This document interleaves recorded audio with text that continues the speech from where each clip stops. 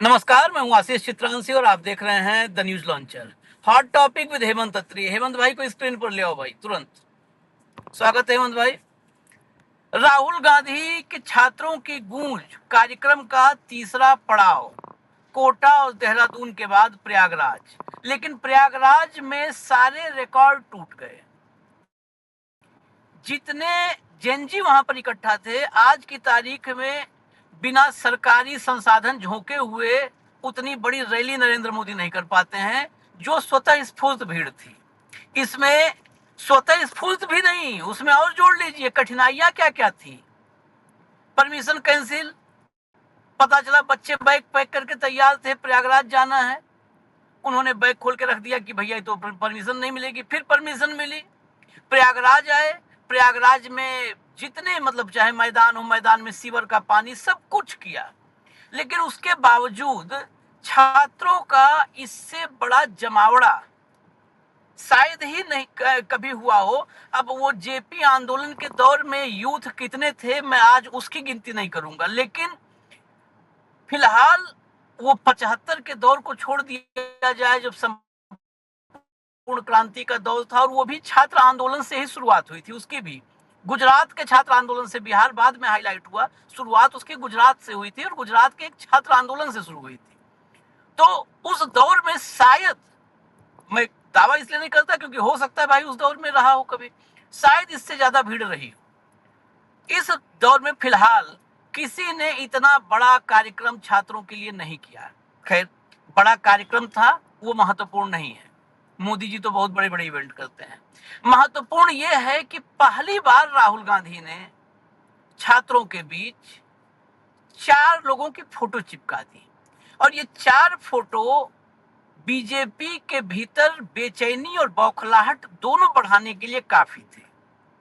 4 photo में 2 तो आपके दिमाग में होगा, जहन में होगा, मोदी और शाह, लेकिन 2 और थे, और छात्रों की बर्बादी, युवाओं के भविष्य की तबाही के जिम्मेदार के रूप में वो दोनों थे, और वाकई हैं भी जिम्मेदार के रूप में।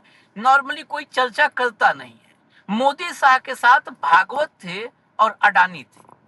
भागवत वही उसी संघ के मुखिया हैं जिस संघ ने पूरे देश के एजुकेशन सिस्टम को सिस्टम बना दिया, यानी शिकंजे में कस लिया है। अब तो हमने एक एपिसोड स्पेशली किया था कि सैनिक स्कूल संघियों के खुल रहे हैं, वहां पर नमस्ते सदा वत्सले मातृभूमि, वहां पर विराट हिंदू सम्मेलन सैनिक स्कूल में हो रहा है, जहां से बच्चे एनडीए में जाकर के टॉप पर सेना में पहुंचे हैं। पुराने जितने आर्मी चीफ तक सैनिक स्कूल से निकले हुए आर्मी चीफ तक पहुंचे हैं। तो उस सैनिक स्कूल को कब्जा कर लिया। पूरे देश का एजुकेशन सिस्टम और एग्जामिनेशन सिस्टम दोनों को अपनी मुट्ठी में कैद करके इन्होंने निचोड़ के रख दिया। अडानी भी सैनिक स्कूल में घुस चुका है। अडानी का अगला टारगेट इस देश के एजुकेशन सिस्टम पर कब्जा करना है, ये लगातार बताया जा रहा है, क्योंकि महाराष्ट्र में भाऊ कई वहां के खबरें लाते हैं जिसमें जानकारी मिल रही है कि महाराष्ट्र में पीपीपी मॉडल पर सरकारी एजुकेशन जो है पुराना, उसको पीपीपी पर डाला जा सकता है। थोड़ा सा मैं गंभीर बातों पर जा रहे हैं हम, तथ्यात्मक पर। पीपीपी पर गया और अडानी के साथ अगर पब्लिक प्राइवेट पार्टनरशिप हो गई तो फिर एजुकेशन चला गया अडानी के हाथ में, जिसकी शुरुआत हो चुकी है। तो इन चारों फोटो लगाई थी और इन चारों का पूरा सच छात्रों के सामने बताया। तो अब मैं बस थोड़ा आपको एक विजुअल दिखा देता हूं, कैसे छात्र उमड़े थे जिसकी मैंने चर्चा की। तो विजुअल देख करके तब आप यकीन करिए, हम पे यकीन मत करिए। विजुअल ये देखना, ये छात्रों की गूंज कार्यक्रम है, आप कल्पना करें। वो बाहर लोग कहाँ ट्रकों पर चढ़े हैं, बाउंड्री पर चढ़े हैं बच्चे।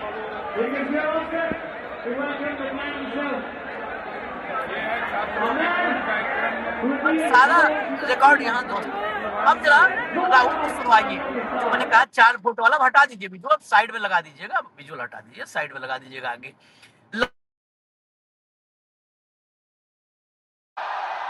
भाई और बहनों, मैं सिस्टम की बात कर रहा हूं। ये सिस्टम क्या है और ये सिस्टम को कौन चलाता है?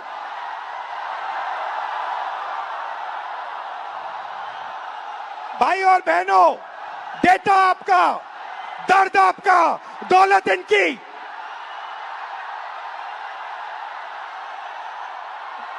दर्द आपका, डेटा आपका, दौलत इनकी। ये सिस्टम है। अंबेडकर जी ने कहा था सोशल, पॉलिटिकल, इकोनॉमिक। ये देखिए, ये है इकोनॉमिक, पैसा, अदानी। इनकी आमदनी 10 साल में 30 गुना बढ़ी है। ये पहले ग्लोबल रिच लिस्ट में 600 नंबर पे हुआ करते थे, 10 साल के अंदर ये दूसरे नंबर पे पहुंच गए। ये पूरे सिस्टम को फाइनेंशियल सपोर्ट देते हैं। बीच में पॉलिटिकल, मोदी जी, अमित शाह जी। बीजेपी का बैलेंस 150 करोड़ रुपए का होता था बैंक में, आज इनका बैंक बैलेंस 10,000 करोड़ रुपए का है। 10,000 करोड़ रुपए का एक पॉलिटिकल पार्टी का बैंक बैलेंस। नरेंद्र मोदी जी आपका ध्यान भटकाते हैं और पॉलिटिकल सिस्टम चलाते हैं। वोट चोरी होती है, वोटर लिस्ट में ब्राजील की औरतें आती है। और तीसरा, आपके सोच पर कंट्रोल, जो इलाहाबाद यूनिवर्सिटी में किया गया है, आरएसएस के वाइस चांसलर्स बैठा के हर संस्था में प्रचारक, ब्यूरोक्रेसी में प्रचारक, फोर्सेस में प्रचारक, मीडिया में प्रचारक, जुडिशरी में प्रचारक, पैरामिलिट्री में प्रचारक, यूनिवर्सिटी कॉलेजेस में प्रचारक। सोच को कंट्रोल करने का तरीका यह है सिस्टम। भाई और बहनों, मोहन भगवत, नरेंद्र मोदी जी, अमित शाह जी और अदानी जी, इस सिस्टम ने रोजगार खत्म किया। इस सिस्टम ने यूनिवर्सिटीज को कैप्चर किया। इस सिस्टम ने आप पर आक्रमण किया है। मगर इस अंधेरे में आप लोगों ने लाइट जला दी। ये देखिए, इस अंधेरे में आपने वो करा जो आपके माता पिता नहीं कर पाए। वो अपने डर का सामना नहीं कर पाए, मगर हिंदुस्तान के स्टूडेंट्स, हिंदुस्तान के युवाओं ने अपने डर का सामना किया और देश को बदल दिया। आपने अपनी आवाज रखी, नफरत के साथ नहीं, मोहब्बत के साथ आपने अपनी आवाज रखी। ये बड़ा महत्वपूर्ण था। एक और सुनवा दीजिए, तभी हम चर्चा पे आए। तब एक एक करके इसमें बहुत सारे तथ्य हैं। ये बयान मैंने भी सुना नहीं था, सीधे आप ही के साथ मैं भी सुन रहा हूँ। ये भी सुनवा दीजिए जरा। इसी में सर, वो जो छात्र धरना प्रदर्शन करते हैं सर, उन पर एफआईआर कर देती है। हमारे 5 साथियों पर एफआईआर कर दिया गया है और उन्हें विश्वविद्यालय के अंदर प्रवेश मना कर दिया गया है सर। हम इससे बहुत पीड़ित है सर। इलाहाबाद विश्वविद्यालय के सभी छात्र बहुत उम्मीद से आपके पास आए हैं सर। मुझे पता है मैं यहाँ से जाऊंगा, कल मेरा भी निलंबन हो जाएगा, मेरे पर भी एफआईआर हो जाएगा। लेकिन मैं अपने बीसी मैम से कहना चाहूंगा, मैम, मैं इलाहाबाद विश्वविद्यालय का छात्र हूँ। ना मैं निलंबन से डरता हूँ, ना मैं AK-47 से डरता हूँ। जो मेरा हक है, जो मेरा अधिकार है, मैं वो लेकर रहूंगा। अब दोनों बयान में एक बात आई है। हम लोग सारी चर्चा कर रहे हैं, नीट कर रहे हैं, सब कर रहे हैं। अब चर्चा आई है तो फिर चर्चा दूर तक ले जाते हैं, जहां तक राहुल गांधी नहीं ले गए। उन्होंने इशारे में सिर्फ बताया था। और दूसरी बाइट जो लगाई हमने बच्चे की, इसने भी वही चर्चा ले जाकर के पहुंचा दी। इलाहाबाद विश्वविद्यालय की वीसी, राहुल गांधी ने भी चर्चा की थी। ये इलाहाबाद विश्वविद्यालय की वीसी के बारे में तो बहुत जरूरी है चर्चा करना। नाम है प्रोफेसर संगीता श्रीवास्तव। ये मोहतरमा 2020 में, शायद मैं एकदम, क्योंकि चलते फिरते कार्यक्रम कर रहे हैं, 2020 में बनाया गया था इनको वीसी। इनका कार्यकाल खत्म हुआ, दोबारा इनको कंटिन्यू कर दिया गया, अगले आदेश तक बने रहो। अब इनका माइंडसेट आप समझ लीजिए, ये माइंडसेट है कि ये वीसी हैं और इलाहाबाद विश्वविद्यालय के वीसी बनने के बाद पहली बार चर्चाओं में कब आई, जब इन्होंने इलाहाबाद प्रशासन को लिखित में शिकायत की कि ये सुबह की अजान से इनको बहुत डिस्टरबेंस होता है। ठीक है, अब प्रोफेसर संगीता श्रीवास्तव पे कहानी नहीं खत्म होती है। प्रोफेसर संगीता श्रीवास्तव के पति, अब इसे समझिए मैं सिस्टम क्यों कहता हूं, कैसे सिस्टम को सिस्टम बनाया मोदी ने, उस पर कितनी मेहनत की है, ये अंधभक्तों को, जाहिलों को मैं समझाने की कोशिश भी नहीं करूंगा। संगीता श्रीवास्तव के पति का नाम है जस्टिस विक्रम नाथ। जस्टिस विक्रम नाथ गुजरात हाई कोर्ट के, अब देखिए कहां से आए भी हैं, पूरा फिर देखिए पूरा सिस्टम को। जस्टिस विक्रम नाथ गुजरात हाई कोर्ट के चीफ जस्टिस थे, गुजरात हाई कोर्ट से सुप्रीम कोर्ट में आए हैं, और फरवरी 27 में, अभी फरवरी 27 में चीफ जस्टिस ऑफ इंडिया बनेंगे। ठीक है, चीफ जस्टिस ऑफ इंडिया की पत्नी इलाहाबाद विश्वविद्यालय की प्रोफेसर हैं, जिनको अजान से दिक्कत होती है। अब इसके आगे हम कुछ कहें तो बेकार है। अब पूरे देश को समझ लेना चाहिए कि कितनी मेहनत मोदी ने की है। हेमंत भाई, अब मैं आप पे आऊंगा क्योंकि संगीता श्रीवास्तव वाला और ये बताना जरूरी था। बाकी और विश्वविद्यालय पर नहीं जाएंगे, हम एक ही गिना दिए क्योंकि वहीं पर राहुल थे, और ये सबसे टिपिकल केस है। चीफ जस्टिस की पत्नी वाइस चांसलर, और आप घर का आप सोच लीजिए क्या होगा, इनका मानसिक रूप से क्या सोचते होंगे और कैसे लोग होंगे। आशीष जी नमस्कार, आपको सारे दर्शक साथियों को भी। देखिए, इस ऐतिहासिक दौर जिसमें हम थे, कल तक ये पूछा करते, ये जो सत्ता के जो पैरासाइट्स हैं, कि कहाँ है विपक्ष, कहाँ है विरोध, कहाँ है युवा, कहाँ है मुद्दे। केवल कुछ ही क्षणों में, कुछ ही महीनों में, एक लोकतंत्र के जीवन में बहुत लंबा वक्त होता है, लेकिन पिछले 1-1.5 महीने ने इस युगांतरकारी दौर को ला करके आपके सामने खड़ा कर दिया। लाखों छात्रों की जो आवाज थी, जो आपने देखी रात को प्रयागराज के अंदर, वो किसी गहरे समुद्र में उठती सुनामी की आवाज की तरह है, जिसकी गूंज अब केवल प्रयागराज तक सीमित नहीं है। ये गूंज अब दिल्ली से लेकर और नागपुर तक सबकी धरती कांप रही है, जो राहुल गांधी ने ये कारनामा किया, ये 4 फोटो लगा करके। इसका सिंबॉलिक मतलब बहुत है, ये 4 फोटो लगाई। लेफ्ट में देखिए, सबसे पहले लेफ्ट में अडानी, बीच में मोदी शाह, उधर भागवत। इसके बाद तो कुछ कहने को बचा ही नहीं, जिसको आप सिस्टम कहते हो लगातार। मैं भी कई बार सोचता था, मगर ये नाम बिगाड़ने की क्या जरूरत है, ये सिस्टम है, पड़ा रहेगा। लेकिन अब समझ में आ रहा है कि सिस्टम क्या है। और इन 4 पिक्चर्स ने उस पूरी की पूरी, जो हम कई महीने सोचते थे कि सिस्टम कहते हैं, लेकिन इसको एक्सप्लेन कैसे करेंगे, तो वो इतने 4 फोटोग्राफ के साथ, और इसलिए कहते हैं कि एक पिक्चर लाखों शब्दों के बराबर होती है। इन 4 पिक्चर्स ने जो किया है, वो अपने आप के अंदर कमाल की चीज।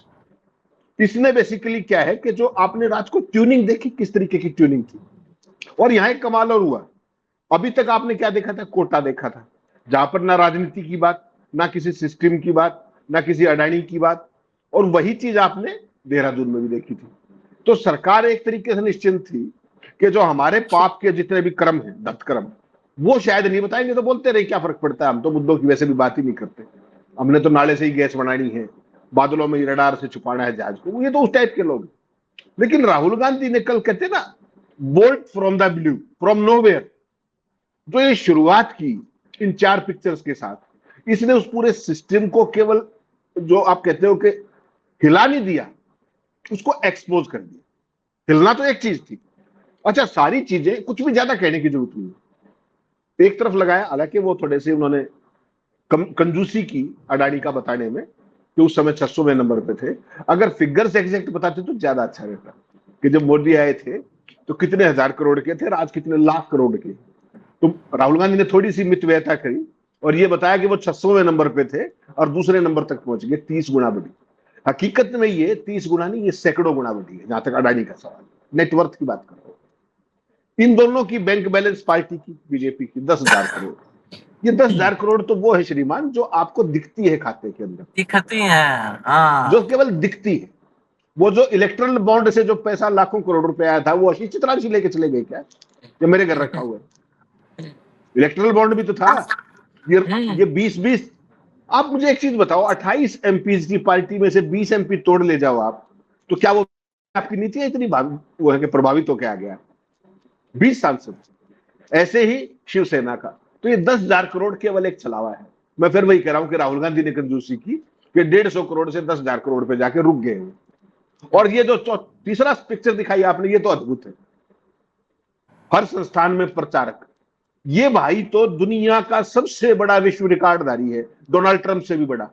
डोनाल्ड ट्रंप जब पहला चुनाव लड़ रहा था ना, आपको ध्यान होगा, तो क्या कहा करता, सारा पोजीशन एक बात करता था कि भाई अपने टैक्स रिटर्न दिखाओ तुम। और वो क्या कहा करता, ये उसका सगा गुरु है, आप लिख के रख लो यार, आप तो कोई नहीं बताएगा ये बात। वो क्या कहा करता, वो भी बहुत बड़े वाला है, उससे जब भी कोई जर्नलिस्ट सवाल पूछता, वहां तो सवाल पूछे जाते हैं, अपनी तरह तो है नहीं सवाल मुक्त। पहला जब चुनाव लड़ने आया तो उससे पूछा जाता है कि साहब आपका टैक्स रिटर्न बताओ, राष्ट्रपति के चुनाव में। वो क्या कहा करता, I am smart enough, I don't pay taxes. तो वो तो वहां तक कहा करता कि स्मार्ट इनफ, टैक्स पे नहीं करता। ये भाई तो इनकम ही नहीं दिखाता, बात ही खत्म होगी। जाओ, कोई खर्चा, कोई पर्चा, कोई चर्चा, कोई है क्या इसकी, कितने पैसे। अरे भाई साहब, काइनेटिक स्कूटर पे चलने वाले धक्का स्टार्ट पे आजकल चार्टेड में चल रहे हैं। कभी कभी जिले के अंदर मोहन भागवत का कारगेट देख लेना, खोपड़ी घूम के चली जाएगी। डीसी एसपी छोड़ दीजिए, कौन कौन है एस्कॉर्ट और पायलट के अंदर। मैंने तो सुबह सुबह सर्दियों में देखा, धुंध के टाइम में गाड़ियां ही गिनता रह गया मैं तो। जो मौज इन संघियों की हुई है। आप राहुल गांधी क्या कह रहे थे, वाइस चांसलर, तो जुडिशियल तो उन्होंने खुल के ही कह दिया सब कुछ, जुडिशरी, वाइस चांसलर, ब्यूरोक्रेसी, सब कुछ कह दिया, कुछ कहने की जरूरत नहीं बची। उदाहरण सहित आपने समझा दिया, जो छोटे से जो बताया गया था, उदाहरण सहित व्याख्या कर, वो उदाहरण सहित व्याख्या आपने कर दी। कुलपति, माई लॉर्ड, पता नहीं क्या क्या बोलते रहते हो आप लोग, वो पार्ट। अडानी का आपने बता दिया, भागवत का आपने बता दिया, भाजपा का आपने बता दिया। अब बच क्या गया, बचा तो कुछ भी नहीं। तो ये जो सिस्टम था, इसको उन्होंने जो छात्रों के साथ उनकी ट्यूनिंग है, उसका फायदा उठाते हुए कल जो वो काम किया जो अभी तक कोई कर ही नहीं पाया था, कोई नहीं कर पाया था और कोई सोच भी नहीं सकता। अगर आप इन तीन चीजों को जोड़ेंगे तो राहुल गांधी तो हर भाषण में ये बात कहा करते, हर भाषण में कहते, लेकिन जिस तरीके से रात को कन्वे हुआ, जो रिस्पॉन्स आया नीचे से, वो अपने आप में अद्भुत था और वो मेस्मराइजिंग था, जो भाजपा और उसकी जो तमाम नफरती ब्रिगेड है उसके लिए बहुत बड़ा खतरा है। क्यों? क्योंकि ये जो रिस्पॉन्स था, चाहे वो मंच के ऊपर आपने देखा हो और चाहे सामने देखा हो, एक लाइन बड़ी साफ है आशीष भाई, कि इस देश के युवाओं ने डरना छोड़ दिया है। और the moment they stop fearing, this regime is gone for all practical purposes. डरना छोड़े नहीं है। एक चीज मैं खाली बीच में 10 सेकंड लूंगा, डरना छोड़ा ही नहीं है, ये हम बता रहे हैं कि हम तुमसे डर नहीं रहे हैं। एक होता है डरना छोड़ दिया लेकिन हम उसको खुल करके नहीं, ऐलान नहीं करेंगे। एक होता है कि ऐलान करके अब हम तुमसे नहीं डर रहे हैं। उसने बच्चन क्या कहा जो सेकंड वाला हमने चलाया, कि हमको पता है निष्कासित कर दोगे, हमें तुम्हारे निष्कासन छोड़ तो तुम्हारे AK-47 से अब डर नहीं है। ये महत्वपूर्ण है। जब भय निकल जाए और उसका ऐलान देश के सामने होने लगे, तब आप समझ लीजिए कि फिर अंग्रेजों के जाने का टाइम आ गया है। उससे भी बुरी स्थिति, हाँ। अंग्रेज तो सीधे हाथ पैर से चले गए थे। ये टाइम भी मुझे तो दूसरा लग रहा है। जो ये भाषा है, ये भाषा कोई सामान्य मतवादिएगा आप, अगर कोई गलत फहमी हो तो। छात्रों का डर निकलने का मतलब डर कहीं शिफ्ट हो गया है। और वो डर कहां शिफ्ट हुआ है? जब भी फासिस्ट रिजीम इस दौर में आता है तो और उससे जनता डरना छोड़ती है, तो फिर वो डर नागपुर पहुंचता है और फिर वो डर जो है दिल्ली के गलियारों में पहुंचता है, जहां सत्ता के गलियारे जिसको आप कहते हैं। और वो आपको लगातार दिखाई दे रहा होगा। आपने छात्रों ने मंच से क्या कहा राहुल गांधी से, हम पूरा नहीं दिखा पा रहे, क्लिप ही दिखाई हमने। उन्होंने क्या कहा, कोट कर रहा हूं, हम गांधी के विचार वाले हैं, हम गांधी के साथ रहेंगे। आज छात्रों की गूंज से पता चलता है कि इस देश में छात्र और युवा बेहद भरे बैठे हैं। अब उनकी पुलिस की लाठियों और पैलेट गन से नहीं, AK-47 से भी नहीं डराया जा सकता। राहुल गांधी को उन्होंने उम्मीद मान लिया है। एक पार्ट है, इसको छोड़ दीजिए आप, और अगला 1 मिनट ध्यान से सुनिएगा। एक पार्ट ये है जिसका आपने सवाल किया, एक दूसरा पार्ट है, अब आप घटनाओं को देखिए जो बताती हैं कि मोदी और शाह और ये जो अपना इकोसिस्टम, जिसको आप सिस्टम बोलते हो, जो ये परिवार है नागपुर वाला, वो कितने घबराए हुए हैं। चाहे RSS के स्वयं सेवक अमरनाथ पांडे द्वारा छात्र नेता नेहा बोरा पर शाही फेंकने का मामला हो, ध्यान से सुनिएगा।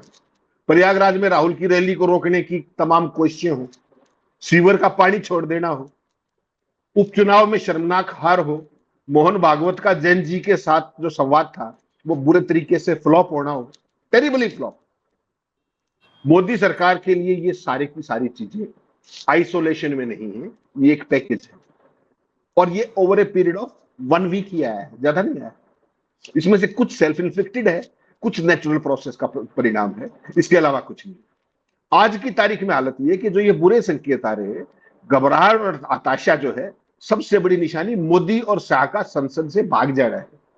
20 तारीख को याद कीजिए पैलेट फायरिंग हुई थी। आज कितनी तारीख है? हाउस एडजर्न होने में सेनेट आई, 4 दिन का टाइम बचा है, 9 तारीख है आज।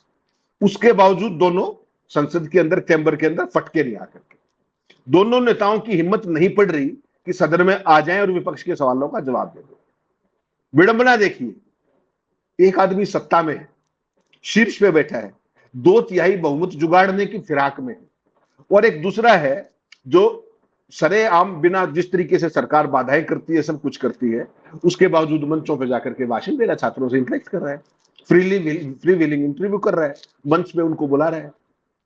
एक तो सिखा रहा है कि आशीष चित्रांशी जी मेडल में पहनाऊंगा, आपको झुकना कैसे है, और एक आपको छत पे बुला के मंच पे गले लगा रहा है और वो ये कह रहा है कि आप बताइए अपनी बात। अंतर देखिए केवल, ये वो जनरेशन नहीं है जो भावनाओं में बह जाएगी। ये जो जेन जी जिसकी आप बात कर रहे हो लगातार, ये जेन जी अपने भले बुरे को पहचानने में सक्षम थी, है और रहेगी आगे भी। जो मोदी जी जिस तरीके से उनके कार्यक्रम में जो कुछ हुआ दिल्ली में, आईआईटी दिल्ली के दौरान, आज वो सबसे टॉप ट्रेंडिंग है सरकार की तमाम कोशिशों के बावजूद। तो इस जेन जी की जागरूकता का लेवल वो है कि एक्स वाले चाहकर भी उसको ट्रेंडिंग से नहीं हटा सकते, हटा नहीं पा रहे।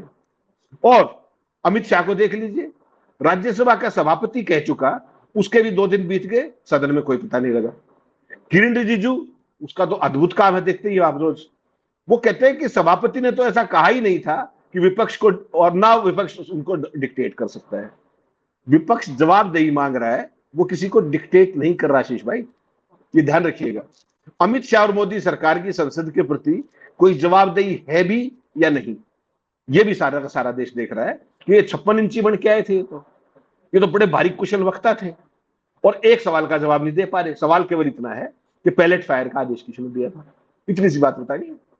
मोहन भागवत क्या बोले छात्रों से संवाद के दौरान कि आपने भी पढ़ा है, मैंने भी पढ़ा है, तथ्यों का हमें पता नहीं, और सवाल को टाल दिया। उस संवाद का कोई मतलब बचा? एक ही सवाल था, उस संवाद में उसी का जवाब दिया। आप झारखंड के आंदोलन को संघ परिवार ढाल बढ़ाने की कोशिश कर रहे हैं, लेकिन यह भी निश्चित तौर पे उस पर उल्टा पड़ेगा, मान करके चलिए। जिस तरीके से राहुल गांधी ने वहां लोगों से बैठे जो छात्र उनसे बात की, अपने एनएसयूआई का अध्यक्ष विनोद जाखड़ से लेकर के सारे साथियों को वहां पर भेजा, उनको समर्थन दिया, तो बेसिकली लगता क्या है कि जो सारा ये घटनाक्रम हुआ पैलेट गन से, जो अमित शाह के गृह मंत्री रहते उन पर चलाई गई बच्चों के ऊपर। अब मुझे लगता है कि उसके जो छर्रे थे जिनको राहुल गांधी दिखा रहे थे आप, वो तो विजिबल है, चाहे वो बच्चा लोचब हो, चाहे वो लड़की हो जिसने बताया कि छर्रे लगे आकर के। मुझे तो ये लगता है कि वो छर्रे अब उन छात्रों से ज्यादा कहीं मोदी के सिस्टम को तो नहीं जा लगे हैं वापस। जिस तरीके से वो छुपते फिर रहे हैं, मुझे लगता है कि बच्चों से ज्यादा सिस्टम घायल हुआ है उससे, और सिस्टम घायल नहीं हुआ, उन छर्रों ने इस सिस्टम को एक्सपोज भी कर दिया। हम तो ये मान रहे थे कि भाई राहुल गांधी दिखा रहे हैं लोचब को लग गया, आग चली गई, वो लड़की बता रही थी छर्रे लगे मेरे पीछे से। यहां तो जिस तरीके से मोदी और शाह भागे हुए हैं, तो छर्रे तो उनको लगे असल में, जो पिछले 12 साल में आपने नहीं सोचा था, नहीं देखा था, वो सारी की सारी चीज। और एक पूरी बातचीत में आपने एक चीज और देखी होगी कि राहुल गांधी कभी भी जल्दी में दिखाई नहीं दे रहे इस पूरे कार्यक्रम में, छात्रों की गूंज में किसी जल्दी में नहीं है। वो जो ये सत्ता पे काबिज जो आपका सिस्टम है, ये उसकी नब्ज को पकड़ रहे हैं। प्रयागराज में जो युवाओं को देश की सच्चाई से, सिस्टम की सच्चाई से जो उन्होंने अवगत कराया और क्या बताया कि ये सिस्टम चला कौन रहा है, इसमें मोदी एक सामने चेहरा है, इसके अलावा कौन कौन लोग हैं, इसमें नंबर 1 पे अडानी है, नंबर 2 पे शाह है, और उन सब का मास्टरमाइंड भागवत है। ये जो चीज उन्होंने बताई, इसके बाद ये एक नेक्सस था जो पूरे देश के सामने उन्होंने खोल के रख दिया। और जेन जी ने जिस तरीके से उसको रिएक्ट किया है, जिस तरीके से उसको चीयर अप किया है, भारतीय जनता पार्टी में, आरएसएस में, माफ कीजिएगा, आज एक भी ऐसा नेता नहीं है जो इस लेवल का कम्युनिकेशन कर सकता हो, सार्वजनिक मंचों पर तमाम विरोधाभास के बावजूद, मीडिया के बायकॉट के बावजूद, जो भी परिस्थिति आप देखें। मोदी तो कभी सोच भी नहीं सकते कि बिना कागज के इतनी बड़ी तकरीर कर दे, एक वाक्य तो बोल नहीं पाते। तो मुझे लगता है कि इनके जो देश को अच्छे दिन दिखाने आए थे, वो तो पता नहीं आए कि नहीं आए। इनके बुरे दिनों की शुरुआत प्रयागराज से निश्चित तौर पे हो गई है, ऐसा आप मान सकते हैं। प्रयागराज से क्या, शुरुआत तो बहुत पहले हो चुकी है, कोटा से, और कोटा से भी पहले से शुरुआत राहुल गांधी, मैं तो कहूंगा राहुल गांधी इस जो है यज्ञ को, जिसमें भारत में एक बार फिर से लोकतंत्र जीवित हो पाए, जो महायज्ञ है, इस यज्ञ की शुरुआत राहुल की टीम ने किया था। वो उदय भानु, वो जाखड़ को मैं क्रेडिट जरूर देना चाहूंगा। राहुल अब इसको अंजाम तक पहुंचाने की जिम्मेदारी राहुल गांधी पे है, क्योंकि एक एक जाकर के शहर में लाठियां खाना और पानी का बौछार होना, वहां खड़े हो जाना, छात्रों को उससे जो अवेयरनेस हुई, वो पता चला कि हमारे साथ हो क्या रहा है। और कल भी एक बात हम लोग सभी जगह पे चर्चा कर लिए कि क्या राहुल ने कहा, क्या किया, लेकिन एनएसयूआई ने कल 250 जगहों पर समानांतर जब कार्यक्रम चल रहा था, तो उस कार्यक्रम के लाइव टेलीकास्ट की व्यवस्था की थी। पहली बार कांग्रेस ने मोदी के मन के बात टाइप का कोई कार्यक्रम करने की कोशिश की है। हालांकि मोदी के मन की बात में बीजेपी के तमाम पदाधिकारियों को जबरन बिठाया जाता है, उनसे फोटो, व्हाट्सएप ग्रुप बने हुए हैं, उन पर फोटो डालनी पड़ती है कि आप बैठे थे कि नहीं, वहां पर मौजूद थे कि नहीं। और उसमें कई लोग तो अपना अपना पुराना खुन्नस भी निपटा देते हैं, कहीं किसी का आंख झप गई तो फोटो खींच करके डाल देते हैं कि ये सो रहा था, मोदी जी के मन की बात नहीं सुन रहा था।